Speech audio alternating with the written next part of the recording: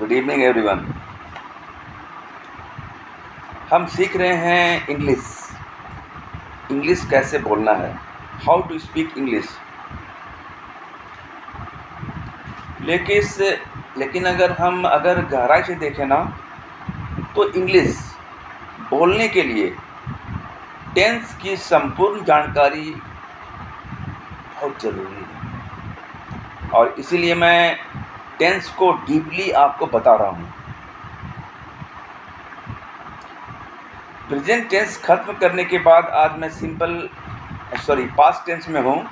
और आप जानते हैं कि पास्ट टेंस के अगर चार भागों को देखा जाए तो उसमें क्या आता है? सिंपल पास्ट,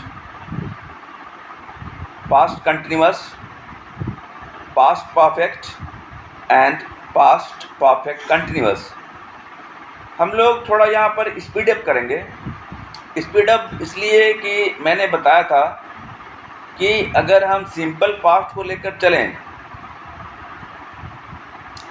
सिंपल पास्ट को यदि हम लेकर चलें तो सिंपल पास्ट से 6 स्ट्रक्चर बनेंगे, पास्ट कंटिन्यूअस से 6, पास्ट परफेक्ट से 6, पास्ट परफेक्ट कंटिन्यूअस से 6।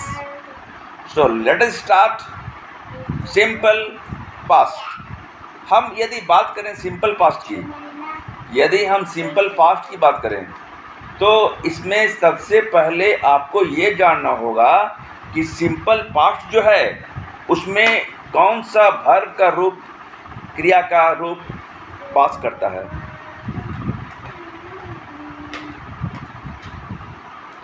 यस, यहाँ पर ऑक्सिलरी वर्ब जो है, सहायक क्रिया है, वो कौन है? V2, वर्ब का दूसरा रूप। जैसे कि हम बोलते हैं गो वेंट, वेंट दूसरा रूप। टू हेल्प, हेल्प्ड, हेल्प्ड दूसरा रूप। तो अगर हम स्ट्रक्चर की बात करें तो सबसे पहले आएगा सब्जेक्ट, सब्जेक्ट के बाद आएगा V2, उसके बाद आएगा अदर वर्ड। जैसे कि मैंने उसे पढ़ाया, I taught him, right, I taught him।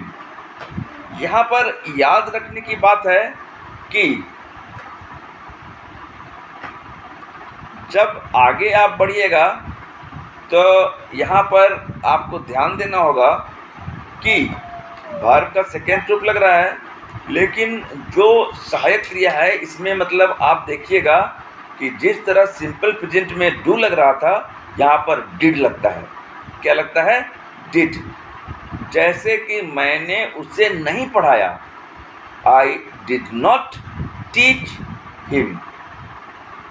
एक बात क्लियर करना चाहूँगा कि डिड और V2 में गहरी दुश्मनी। मैंने V2 लगाया शुरू में, लेकिन यहाँ पर गौर कीजिए, डिड और V2 में गहरी दुश्मनी। जहाँ पर डिड आएगा ना, वहाँ पर V2 नहीं आएगा, जबकि V1 आएगा।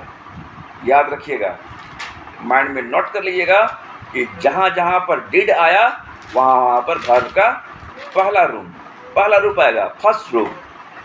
माइंड में सेट कर लीजिए कि V2 और डिड की गहरी दुश्मनी, इसीलिए यहाँ पर क्या आएगा, वहाँ पर क्या आएगा, आपका आएगा वर्ब का पहला रूप। चलिए लेट्स स्टार्ट।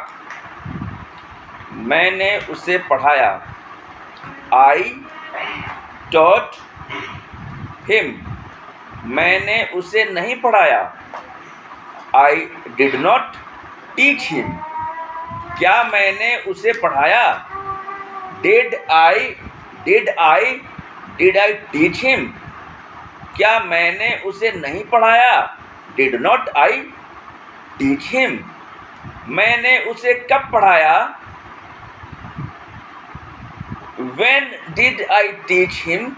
मैंने उसे कब नहीं पढ़ाया? When did not I teach him? एक से बन गए 6, बने ना, 1 से 6। मैं गया, I went, मैं नहीं गया, आई डिड नॉट गो, क्या मैं गया? डिड आई गो? क्या मैं नहीं गया? क्या मैं नहीं गया? डिडंट आई गो? मैं कब गया? व्हेन डिड आई गो? मैं कब नहीं गया? When did I not go? बात यहाँ पर समझने की है कि कैसे कैसे 6 बन जाता है। अब मैं ज़्यादा समय नहीं लूँगा क्योंकि मैं आपको समझा चुका हूँ। ये आपका सिंपल पास्ट ओवर है। सिंपल पास्ट में 2-4 चीज़ समझने की बात थी। अगर स्ट्रक्चर की बात करें तो पहला में आता है अफर्मेटिव, फिर आता है नेगेटिव, उसके बाद आता है इंटरोगेटिव, उसके बाद आता है नेगेटिव इंटरोगेटिव, उसके बाद डब्ल्यू क्वेश्चन, WH क्वेश्चन और उसके बाद WH नेगेटिव क्वेश्चन। तो मैं यहाँ पर आपको बता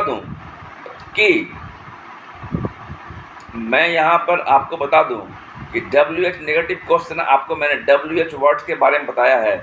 जो WH से शुरू होता है उसको WH क्वेश्चन बोलते हैं। व्हेन, हाउ, ETC मैंने अपने पहले के वीडियो में बताए हैं। थोड़ी मेहनत आपको भी करनी पड़ेगी, बिना मेहनत किए कुछ मिलता नहीं है, राइट।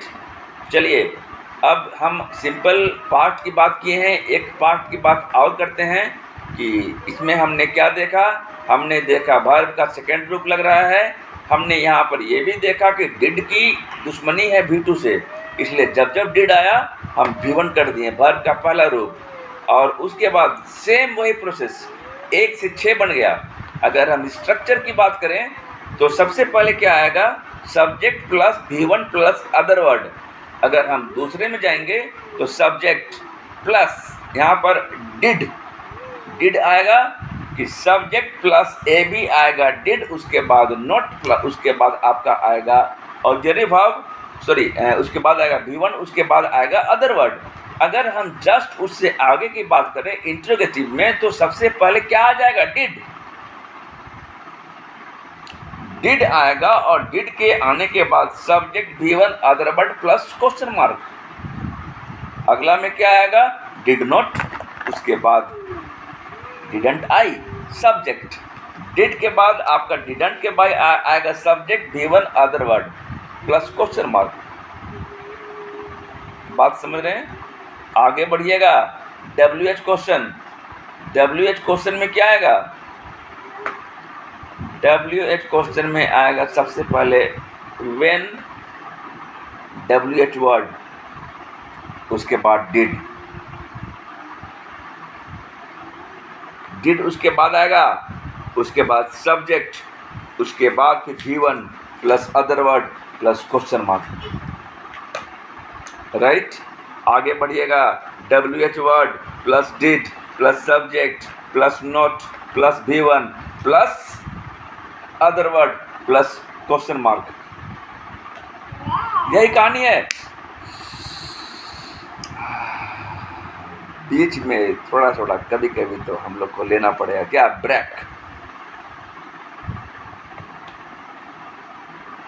ब्रेक लेना पड़ेगा। माइंड को रिफ्रेश करना है, थोड़ा सा लेना पड़ेगा गहरी और लंबी सांस। हमें यहाँ पर ये देखना है कि हम सिंपल पार्ट खत्म कर चुके हैं। सिंपल पार्ट की पहचान कैसे होगी? पास्ट जो बीत चुका है, वह गया, वह रांची गया, वह पढ़ने गया, वह पढ़ने नहीं गया, वह पढ़ने क्यों नहीं गया? पास्ट बीता हुआ कल, ठीक है। सिंपल पास्ट ओवर है सिंपल पास्ट। हम घुसते हैं पास्ट कंटिन्यूअस में। पास्ट कंटिन्यूअस कुछ भी नहीं है। जो चीज़ें पहले चल रही थी उसको बोलते हैं पास्ट कंटिन्यूअस। जैसे कि मैं पढ़ रहा था,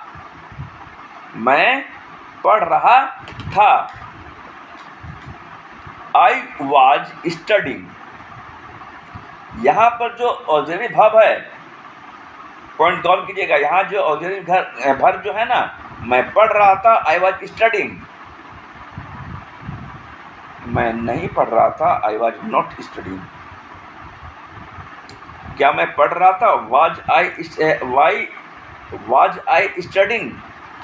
क्वेश्चन मार्क। क्या मैं नहीं पढ़ रहा था? was not I studying. When I was studying, when I was not studying.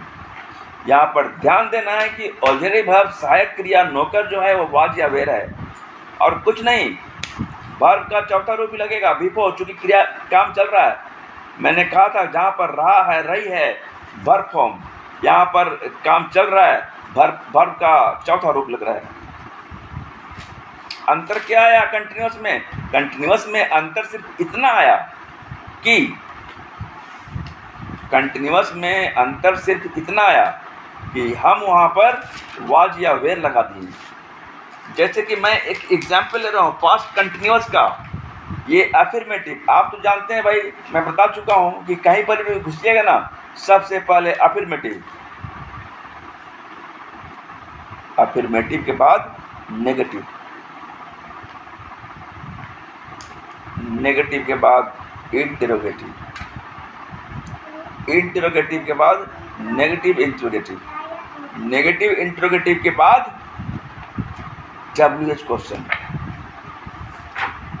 उसके बाद WH नेगेटिव क्वेश्चन 6। चलिए ना, आप तो बनाना सीख ही गए हैं, तो हम लोग एक एग्जाम्पल ले रहे हैं फिर से, ठीक है? जैसे कि मैं एक एग्जाम्पल लिया, मैं आम खा रहा था। अच्छा, ये जान लीजिए वाज और वेर कहाँ पर लगता है? जहाँ पर सिंगल है वहाँ पर वाज। जैसे कि I was, he she name was. तुम पढ़ रहे थे, तुम यू वेर हो जाएगा, तुम लोग पढ़ रहे थे वेर हो जाएगा। जहाँ सिंगुलर से प्लुरल हुआ वहाँ वेर हो जाएगा, याद रखिएगा, ठीक है? जैसे कि तुम लोग खा रहे थे, यू वेर ईटिंग, तुम लोग खाना खा रहे थे, यू वेर ईटिंग फूड। तुम लोग खाना नहीं खा रहे थे, you were not eating food. चलिए हम एक ले रहे हैं अभी। एक क्या ले लिए? हम ले लिए मैं आम खा रहा था। आम का मौसम भी है अभी गर्मी का। I was eating mango. अब यहाँ पर और क्यों लगा? अरे यार, हम एक साथ में एक ही आम खाएंगे ना, कि दो आम को लेके मुंह में डाल के ऐसे खाएंगे। I was eating a mango, I was eating a mango. मैं आम खा रहा था, I was eating a mango. मैं आम नहीं खा रहा था, I was not eating a mango. क्या मैं आम खा रहा था? Was I eating a mango? क्या मैं आम नहीं खा रहा था? Was not I eating a mango? मैं आम कब खा रहा था? When was I eating a mango? मैं आम क्यों नहीं खा रहा था? When was I not eating a mango? अगर आप वेर की बात करें, हम लोग जा रहे थे, वी वेर गोइंग। हम लोग नहीं जा रहे थे, वी वेर नॉट गोइंग। क्या हम लोग जा रहे थे? Were we going. क्या हम लोग नहीं जा रहे थे? Were not I we going. हम लोग कब जा रहे थे? हम लोग कब जा रहे थे? When were we going. हम लोग कब नहीं जा रहे थे? When were not we going. Question mark.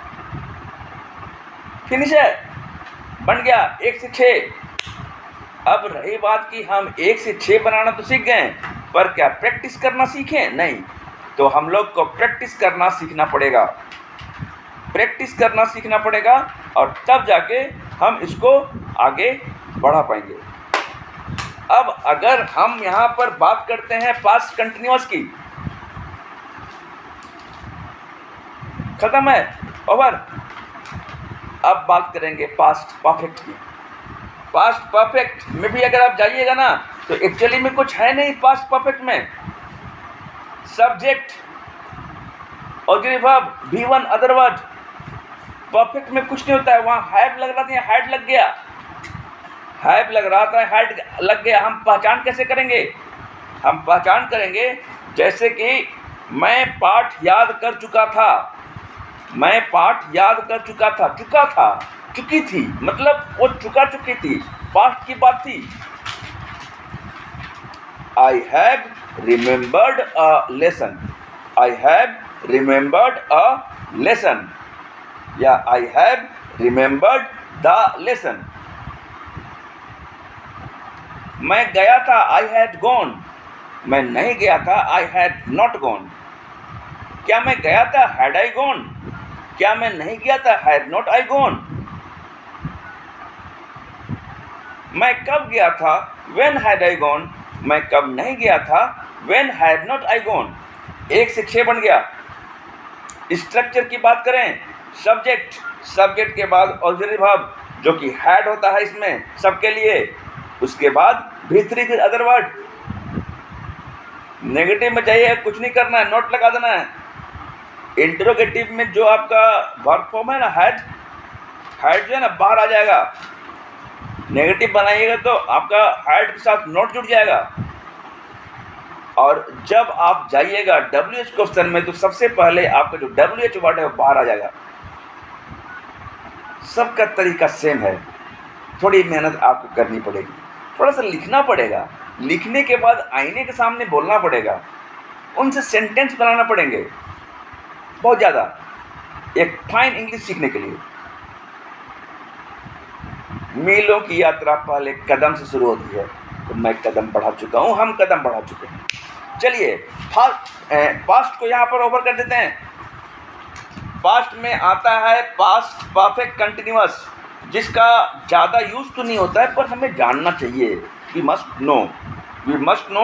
आप बुक देखेंगे सीख जाएंगे, बुक देख के सीख जाएंगे। लेकिन इसके अगर इसकी बात करें अफर्मेटिव की, तो यहाँ पर क्या होता है, यहाँ पर सिंपल सी बात है कि अफर्मेटिव में जब आप आइएगा तो उसमें आपको मैं एक चीज़ बता देना चाहता हूँ कि पास्ट परफेक्ट कंटिन्यूअस टेंस में, जैसे कि मैं उस विद्यालय में इतने दिनों से पढ़ता रहा था, मैं सुबह से उसका इंतज़ार करता रहा था। I had been waiting for him since morning. मैंने पहले भी सिंपल प्रेजेंट बताया था। यहाँ पर क्या लगता है, यहाँ पर बीन लगता है, बीन, और उसके बाद सिंस या फॉर। जैसे मैंने कहा कि वह 2 घंटों से अंग्रेजी पढ़ रहा था, he had been reading English for 2 hours। निश्चित समय को बताने के लिए सिंस लगता है, ईस्वीसन वगैरह, राइट। जैसे कि आप जब इसको करेंगे ना तो आपको मालूम चलती जाएगा कहाँ पर फॉर और कहाँ पर सिंस लगता है। ओके, अब यहाँ पर ये देखने की ज़रूरत है, हम यहाँ पर ये देख रहे हैं, जैसे हम बोल रहे हैं कि आज सुबह से वर्षा हो रही है। सुबह से, सुबह निश्चित है ना, 2 घंटे में 1-2 मिनट की का अंतर भी होता है, लेकिन सुबह निश्चित है, और सुबह निश्चित है इसीलिए आप सुबह में सिंस का यूज करेंगे। It had been raining since evening today. Clear? अगर हम इसके 6 स्ट्रक्चर में जाएं तो कैसे करेंगे? बहुत सिंपल सी बात है कि हम वही करेंगे जो हम लोग सिंपल प्रेजेंट में करते आए हैं। सब्जेक्ट, उसके बाद हैड, उसके बाद आपका बीन आएगा, वर्ब का चौथा रूप आएगा, अदर वर्ड आएगा, फॉर या सिंस आएगा और टाइम आएगा। नेगेटिव में नॉट जोड़ेंगे और उसके बाद इंट्रोगेटिव में जो उसका ऑक्सिलरी वर्ब है उसको बाहर निकालेंगे। उसका नेगेटिव आएगा तो उसमें ऑक्सिलरी वर्ब में हम नॉट जोड़ देंगे। अगर WH क्वेश्चन आएगा तो WH वर्ड को सबसे बाहर रखेंगे, और WH नेगेटिव क्वेश्चन आएगा तो WH को बाहर रखेंगे और उसके ऑक्सिलरी वर्ब में हम नॉट जोड़ देंगे। अंतर क्या है? सिर्फ अंतर है कि यहाँ पर भाई 2 चीज़ आता है। पहला हैड तो आ ही रहा है और बीन आ रहा है। क्या आ रहा है? बीन, और साथ में यहाँ पर फॉर और सिंस आ रहा है, और साथ में टाइम आ रहा है। अब फॉर सिंस का उपयोग क्या है? फॉर सिंस को हम कहाँ पर पकड़ते हैं? फॉर मतलब जो निश्चित अवधि, निश्चित समय नहीं है, और सिंस जो निश्चित है। 2 घंटे 4 घंटे के लिए फॉर लग गया, लेकिन सुबह के लिए सिंस लग गया। बात समझ रहे हैं? स्ट्रक्चर भी समझ रहे हैं? आप प्रैक्टिस करते रहें, सब कुछ समझ जाइएगा। थोड़ा दिमाग अपना भी लगाइए, क्योंकि पकाइए रोटियाँ तो बार बार खाइएगा ना, तो आपके माइंड के सेल्स, आपके माइंड्स का जो डेवलपमेंट जो है वो ठीक से नहीं हो पाएगा। थोड़ा माइंड को लगाइए पजल्स के लिए, उसके बाद देखिए ना कितना मज़ा है इसमें, right. So now it is finish. थोड़ा अपना दिमाग लगाइए और प्रैक्टिस कीजिए, क्योंकि आप जानते हैं कि अनुस्वर का मॉडल है PPP, practice practice and practice. Okay, thank you, good night.